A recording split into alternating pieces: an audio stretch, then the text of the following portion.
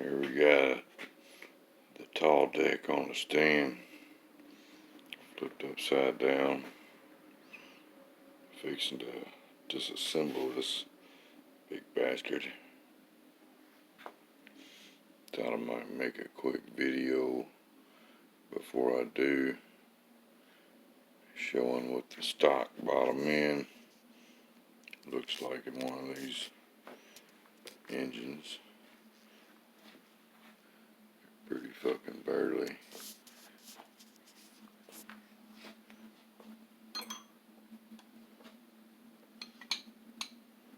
Pretty burly.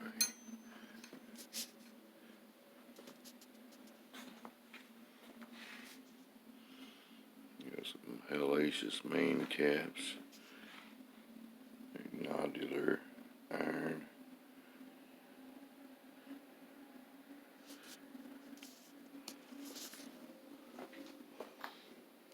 The way the block's made and shit, it has less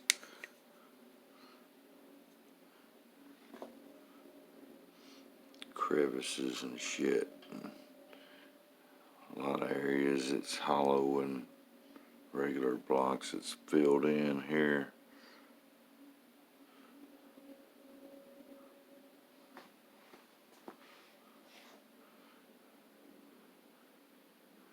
The fucking size of them bolts holding them main caps in.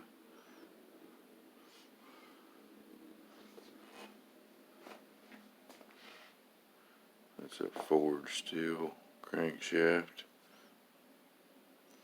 Those connecting rods, they're 6.135 long, so they're the same length as any typical stock big block Chevy. And these tall deck blocks, they make up the difference in the piston. That's the problem at this bottom end. You keep it low RPM, you'll be fine, but them fucking pistons, they're 4-ring, they weigh a fucking ton, they're cast, about all you can get them in, and they're super fucking heavy, so they're not optimum for trying to turn one of these up. But the connecting rods in them are some of the strongest rods made. The thumb rods, what some people call them. But you could take them and put them in a 9.8 deck 454 build. Have a pretty stout set of connecting rods.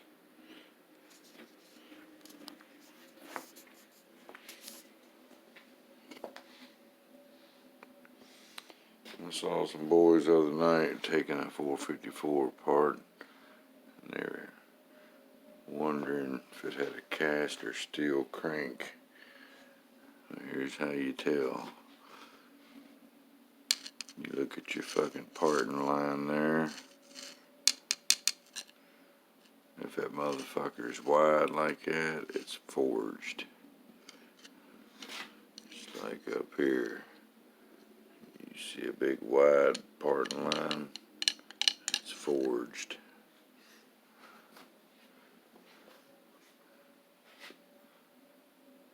There it is again. Wide mark, forged.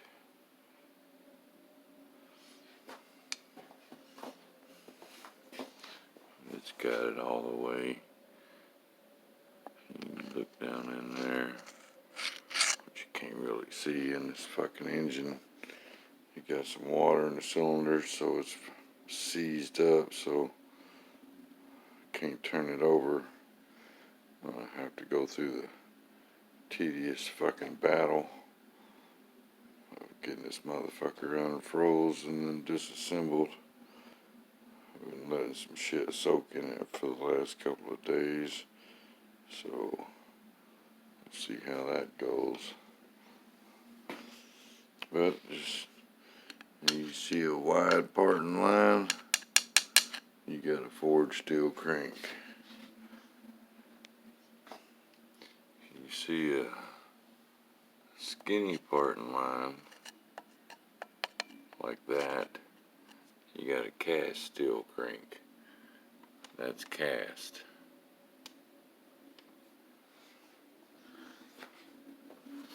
That's forged. The fucking caps on them bastards. Yeah, you run big enough caps and big enough bolts, you don't need no 6-bolt mains. You just need bigger fucking hardware and stronger fucking main caps. This shit built like a brick shit house. Tough ass old engine. Make a fine foundation for a high performance build.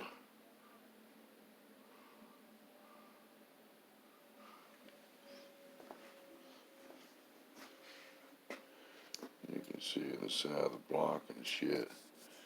It has extra ribs. Ribbed for her pleasure. Stiffening ribs. But all the meat around them fucking main caps and shit appears to be thicker and more filled in compared to the Mark IV I got laying over there about 10 feet away.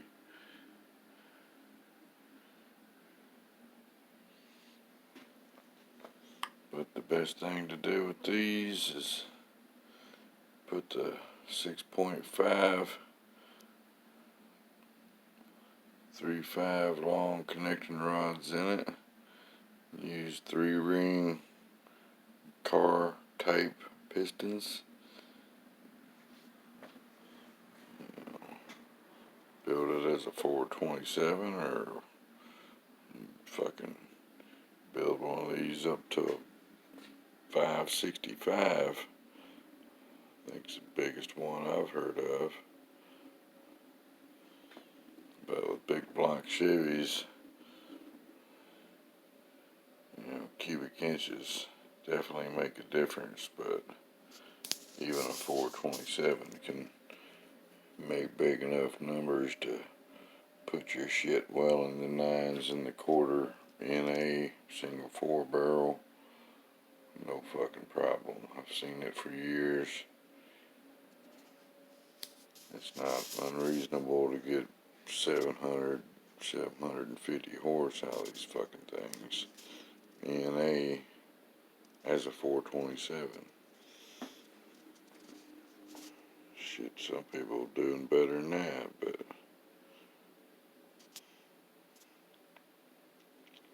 you put the turbos and shit to them, and then it's a horse of a different color, and the sky's the fucking limit. So I'm gonna retain this block and this crank, and put the Molnar long H-beam rods in it, and the fucking pistons seems to be a piston shortage for these fucking things lately, and the ones you can find are all $1,000 fucking bucks or better. I did find a set of icons that are,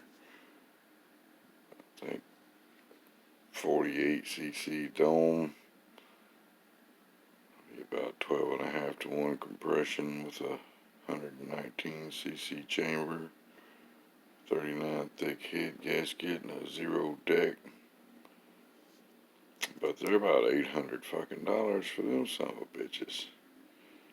So I don't know what happened. It's like the price of pistons fucking jumped up by 50% in the last 2 years. The pistons you could buy for $600 2 years ago were $800 to $1,000 a set now for the same goddamn pistons. So yeah, there you go. Tall deck 427.